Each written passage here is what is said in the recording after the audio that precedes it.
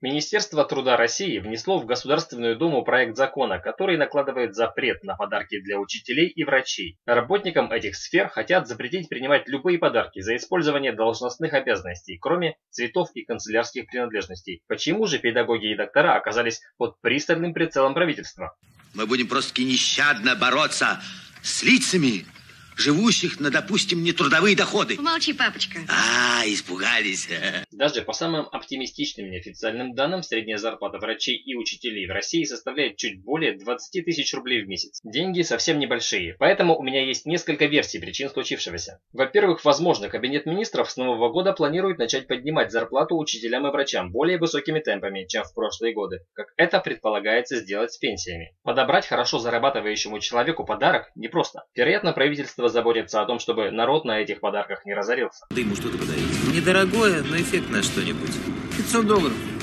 Эффектно и не очень дорого. Либо же наоборот, правительство в целях экономии бюджетных средств планирует снижение зарплат учителям и врачам. Не страшно.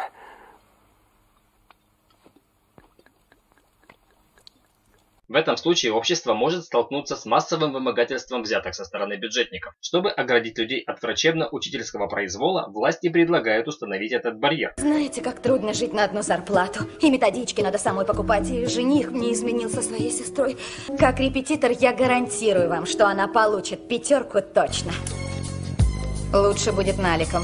А может, эта инициатива никак не связана с зарплатами сотрудников сфер образования и медицины. А чиновники просто ревнуют народ к учителям и врачам. Последним же, как правило, дарят от души, а не по необходимости. Поэтому, вероятно, Минтруд предлагает также обязать учителей и врачей сообщать обо всех случаях склонения их к получению подарков. Пиши мне каждый день. Раз утром, раз вечером. Где была? С кем была? О чем разговаривала? Помни клятву верности. Боже мой, я так волнуюсь. Исходя из этой информации, сейчас назвать реальные причины происходящего нельзя. Однако можно придумать, как обойти закон, если все же его по какой-то причине примут. Что же можно будет сделать, если запрет введут, а вам, несмотря на это, захочется достойно отблагодарить учителя или врача за их титанический труд? Самым простым способом обойти несправедливое ограничение является тайное одарение. Однако в этом случае есть риск, что о подарке узнают контролирующие органы. Тогда вас и самих могут привлечь к ответственности за дачу взятки. За нами следят. Особенно вон тот с усами, видите? Следит. Вот он. Следит. Поскольку закон еще не принят, то абсолютно безопасным решением проблемы является преподнесение подарка любимым учителям и врачам авансом. При этом, однако, нужно иметь в виду, что действующим законом максимальная сумма подарка для учителей и врачей ограничена суммой 3000 рублей. Так что на долгие годы вперед, к сожалению, педагогов и врачей вознаградить не получится. Ну вот, тебе на платье и на мороженое. А тебе, Людка, вот, на сапоги и на помады. Вот эти.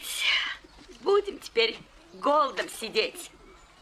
Чё ты размахнулся на 25 рублей-то? Таким образом, ситуация практически безвыходная. Поэтому власть, сообщая об этой новости перед праздниками, дает нам как бы последний шанс выразить благодарность дорогим учителям и врачам. Друзья, в этот раз вы смело можете вручать им подарки, так как будто вы это делаете в последний раз. Может, меня даже наградят. Посмертно.